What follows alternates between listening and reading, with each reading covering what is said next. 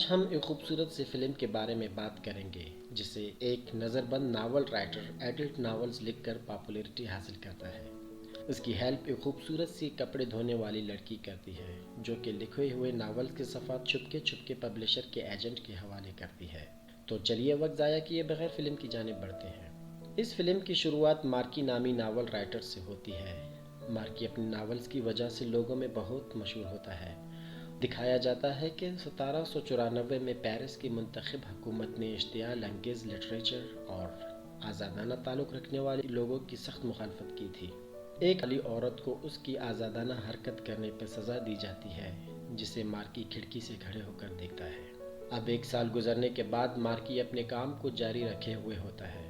اب یہاں ایک خوبصورت سی لانڈری گرل میڈلین کو دکھایا جاتا ہے جو کپڑوں کے بہانے مارکی سے ملتی ہے اور ناول کے صفحات لے کر چھپکے سے نکل پڑتی ہے، جبکہ دوسری جانب میڈلین چھپکے سے ناول کے صفحات ایک ایجنٹ کے حوالے کرتا ہے جو گیٹ کے باہر گھوڑے پر بیٹھے ہوئے میڈلین کا انتظار کرتا ہے۔ ایجنٹ ناول کے صفحات لے کر فوراً چلا جاتا ہے۔ مارکی کے ناول پبلش ہونے لگتے ہیں اور ساتھ ہی بے تابی سے بکنے لگتے ہیں۔ اب کنگ نیپولین کو دکھایا جاتا ہے جہاں اس کا ایک وزیر مارکی کے لکھے ہوئے ناولز اسے سنا رہا ہوتا ہے۔ مارکی کی فحاشی پر تنقید کرتے ہوئے کنگ نیپولین مارکی کو پھانسی کا سزا دیتا ہے، لیکن وزیر اصرار کرتے ہوئے کہتا ہے کہ اس سے ہماری بدنامی بڑھ سکتی ہے۔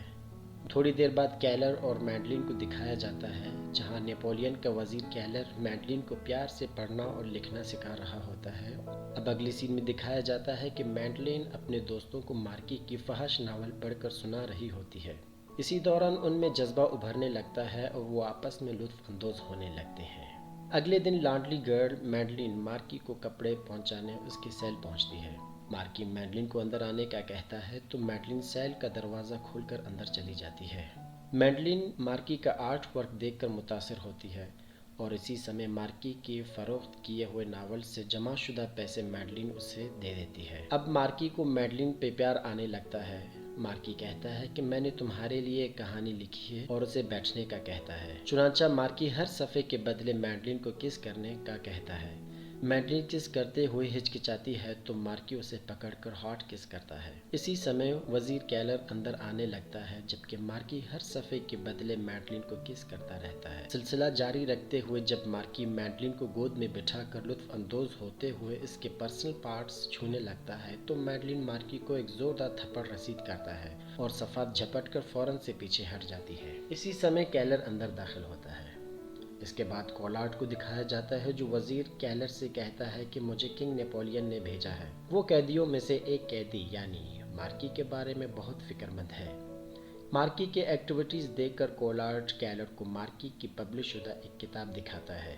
کولارڈ غصے میں کیلر سے کہتا ہے کہ مارکی کو کنٹرول کرو اور اسے ناول لکھنے سے روکو۔ کیلر مارکی سے ملتا ہے، اسے اس کا لکھا ہوا ناول دکھاتا ہے۔ کیلر مارکی کو ناول لکھنے سے منع کرتا ہے۔ اس کے بعد کولارڈ کو دکھایا جاتا ہے جو ایک چرچ کا وزٹ کرتا ہے اور ایک خوبصورت سی لڑکی شادی کی نیت سے اڈاپٹ کرتا ہے۔ اب شام کو کولارڈ اس خوبصورت سی لڑکی کے کپڑے پھاڑ کر اس سے بدسلوکی سے انٹیمیٹ ہوتا ہے۔ اگلی سین میں دکھایا جاتا ہے 2 لڑکے اور ایک خوبصورت سی لڑکی مارکی کا ناول سن کر کنٹرول کھو بیٹھتے ہیں اور آپس میں لطف اندوز ہوتے ہوئے انٹیمیٹ ہوتے ہیں۔ ایک شام کو اسائلم میں تھیٹر پلے ہوتا ہے جسے مارکی نے لکھا ہوتا ہے۔ ڈاکٹر کولارڈ اپنی کمسن بیوی کے ساتھ تھیٹر پلے دیکھنے آتا ہے۔ یہ پلے کافی ایڈلٹ ہوتا ہے، چنانچہ ڈاکٹر پلے چھوڑ کر چلا جاتا ہے۔ اب دکھایا جاتا ہے کہ وزیر کیلر کی خط و کتابت کے تمام تر سامان ضبط کر لیتا ہے اور اسے مزید لکھنے سے منع کرتا ہے، جبکہ مارکی کیلر کو اس کے سامان ضبط کرنے سے روکنے کی کوشش کرتا ہے۔ جبکہ مارکی کے پاس لکھنے کے لیے کچھ نہیں ہوتا تو وہ چکن کی ہڈی اور سرخ شراب کی مدد سے اپنے بیڈ کور پر ناول لکھتا ہے جسے میڈلین پیپر پر لکھ کر چھپکے سے باہر چلی جاتی ہے۔ ڈاکٹر کولارڈ میڈلین اور کیلر کے ساتھ سیل کا وزٹ کرتے ہوئے حکم دیتا ہے کہ مارکی پہ ہر وقت نظر رکھی جائے۔ کیلر مارکی کے کمرے سے تمام تر سامان نکلواتا ہے۔ تھوڑی دیر بعد دکھایا جاتا ہے کہ ڈاکٹر کولارڈ کی بیوی بازار سے مارکی کی لکھی ہوئی ایک ناول خریدتی ہے۔ اب دکھایا جاتا ہے کہ مارکی کانچ کے ایک ٹکڑے سے کھڑکی کی روشنی میں خون کی مدد سے اپنی قمیض پہ ناول لکھتا ہے۔ اسی دوران میڈلین آتی ہے۔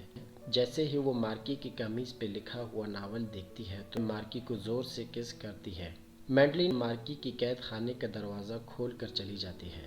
کیلر میڈلین کے کپڑے اترواتا ہے اور تھوڑی دیر بعد دروازہ کھولنے کی جرم میں میڈلین کو سزا کے طور پر کوڑے مارے جاتے ہیں۔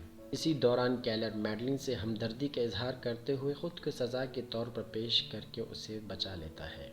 تھوڑی دیر بعد دکھایا جاتا ہے کہ ڈاکٹر کولارڈ کی بیوی اس کے ایک اسسٹنٹ ہیک مین کو مارکی کی کتاب دکھاتی ہے جس میں کچھ پینٹنگز بنے ہوئے ہوتے ہیں۔ دکھایا جاتا ہے کہ آدھی رات کو میڈلین کو مارکی کی پڑھی ہوئی کہانی یاد آتی ہے۔ میڈلین اپنے بستر سے اٹھ کے کیلر سے ملنے اس کے کمرے میں چلی جاتی ہے۔ کیلر کو اپنے جذبات بتاتے ہوئے کنٹرول کھو بیٹھتی ہے اور دونوں کس کرنے لگتے ہیں۔ اچانک سے کیلر میڈلین کو پیچھے دھکیلتا ہے اور کہتا ہے کہ میں نے تم سے صرف انسانی ہمدردی کے ناطے پیار کیا ہے۔ اب صبح کا سین دکھایا جاتا ہے جہاں کیلر میڈلین کو سمجھانے لگتا ہے مگر میڈلین غصے میں اس کی کوئی بات نہیں سنتی، جبکہ دوسری جانب ڈاکٹر کولارڈ کی بیوی اور اس کا اسسٹنٹ ہیک مین کو دکھایا جاتا ہے جو ایک دوسرے سے لطف اندوز ہوتے ہوئے بھاگنے کا پلان بناتے ہیں تو بہت غصہ آتا ہے، جس کے بدلے وہ مارکی کو بری طرح ٹارچر کرتا ہے۔ ڈاکٹر کولارڈ مارکی کے کپڑے اتروا لیتا ہے تاکہ وہ کسی قسم کا ناول نہ لکھ سکے، ساتھ ہی اس کی سیکورٹی بھی بڑھا لیتا ہے۔ اب میڈلین کو دکھایا جاتا ہے جو مارکی سے ملنے آتی ہے اور لاسٹ اسٹوری لکھنے کے لیے ریکویسٹ کرتی ہے۔ چنانچہ مارکی آخری اسٹوری لکھوانے کے لیے راضی ہو جاتا ہے۔ چنانچہ مارکی اپنی اسٹوری ساتھی قیدی کو بتاتا ہے اور وہ دوسرے کو اور دوسرا تیسرے کو، اسی طرح میڈلین اسے لکھتی رہتی ہے اور آخرکار یہ اسٹوری فائنل ہو جاتی ہے۔ اسی سمے ایک قیدی جلا ہوا کینڈل اپنے بیڈ پہ رکھتا ہے جس کی وجہ سے آگ کے شعلے بھڑکنے لگتے ہیں اور فائر الارم بجنے لگتی ہے۔ میڈلین وہاں سے بھاگنے لگتی ہے تو اچانک بروسو نامی قیدی پیچھے سے پکڑ لیتا ہے، جبکہ دوسری جانب کیلر جہاں اسے کچھ پیپرز کے خون کے دھبے نظر آتے ہیں۔ اسی دوران سے میڈلین کی مری ہوئی باڈی پانی میں نظر آتی ہے۔ کیلر کو مارکی پہ بہت غصہ آتا ہے جس کے نتیجے میں وہ مارکی کی زبان کٹوا لیتا ہے۔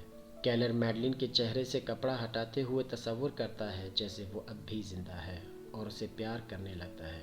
اسی سمے وہاں بنے ہوئے ایک مجسمے سے خون کے قطرے ٹپکنے لگتے ہیں۔